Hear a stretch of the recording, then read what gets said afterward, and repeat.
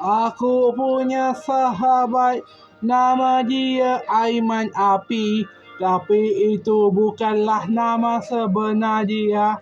Alasan dia guna nama Aiman Api kerana dia sangat menyukai api. Walau ku bilang api itu tidak bagus, dia tetap mahu dipanggil dengan nama itu. Tak apalah, Aiman Api. Jangan pula Aiman Persona kerana itu orang Indonesia punya. Aiman Api sangat suka bakar sampah, tapi selepas itu rumput panjang sangat sampai dia tak boleh bakar sampah lagi. Begitulah nasib dia, cuba kerja bakar sahaja, tak ada kerja lain. Lepas itu mula kerja jual sate sikit-sikit dan baguslah. Dia kerja bagus-bagus. Kadang-kadang ku tertanya, apa kata kau buka kedai makan juga bertema sate?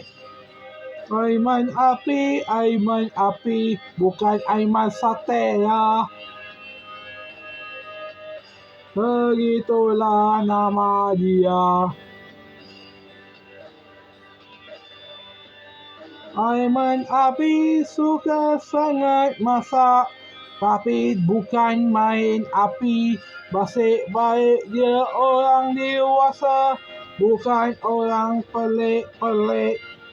Untunglah dia orang normal. Ku okey sahaja dengan sikap dia yang normal-normal itu.